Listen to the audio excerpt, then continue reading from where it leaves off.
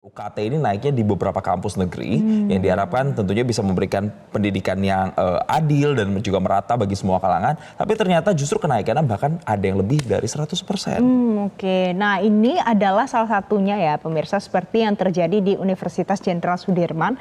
Itu bahkan sampai mahasiswanya melakukan demonstrasi. Ini kita lihat ya contohnya untuk UKT di Unsud Prodi Peternakan golongan 5 di 2023 itu tertinggi 2.500.000 jasan satu semester. Tapi di 2024 naik sampai dengan 12.500.000. Jadi 5 kali lipat harganya naik per semester. Kalau Prodi Hubungan Internasional ini masuk ke dalam golongan 8 tertinggi di tahun lalu adalah 3.500.000 per semester.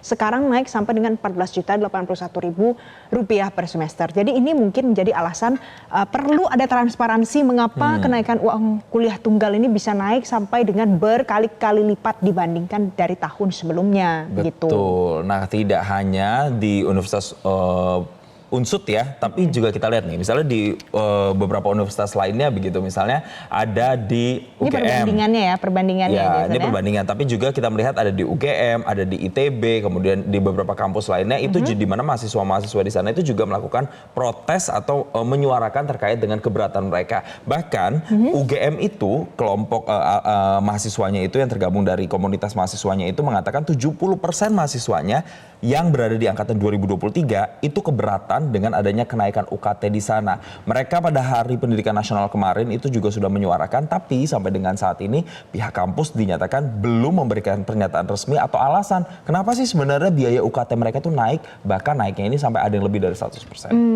Bahkan pada saat kita lihat ya ada demonstrasi yang digelar oleh mahasiswa Universitas Jenderal Sudirman di bulan April itu, pada akhir April, itu sampai ricuh, Jason. Ada yang memecahkan kaca dari gedung yang ada di Unsud ini. Kemudian mereka meminta beberapa tuntutan yang dilayangkan kepada jajaran rektorat yang ada di sana untuk lebih transparan. Kemudian dia minta juga kembalikan lagi uang kuliah tunggalnya ke nominal semula. Dan mereka juga minta kalau untuk mahasiswa tingkat akhir itu harus dikembalikan lagi yang namanya diskon pembayaran uang kuliah tunggal. Nah, itu sebenarnya yang disampaikan adalah mahasiswa maunya lebih terbuka ya, dan banyak yang meminta supaya kalau seandainya perlu kebijakan kenaikan UKT, mereka ingin diajak dan diberitahu bagaimana sebenarnya duduk perkaranya. Iya, tapi juga ada spekulasi bahwa kampus-kampus ini menaikkan UKT karena memang sudah berstatus PTNBH atau perguruan tinggi negeri berbadan hukum yang kemudian artinya kalau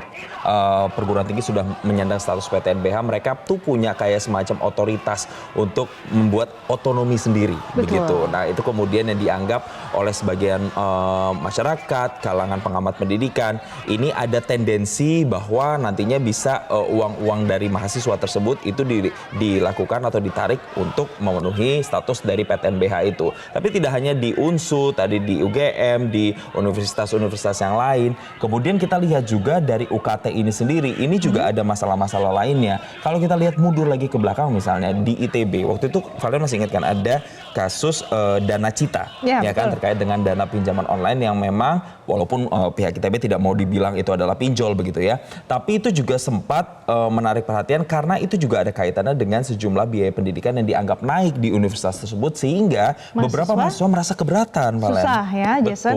Nah, itu kalau pada saat itu Dana Cita karena ada beberapa yang dinilai mengalami susah bayar, kemudian diberikan platform untuk pinjaman online yang memang dia bergerak di dalam bidang pendidikan begitu ya, Jason. Dan itu juga pada saat itu menuai kontroversi, ya kan? Ya, betul. Tidak hanya itu saja yang kontroversi. Berbicara soal kontroversi, jadi saya ingat lagi nih terkait dengan UKT yaitu di Universitas Negeri Yogyakarta atau UNY.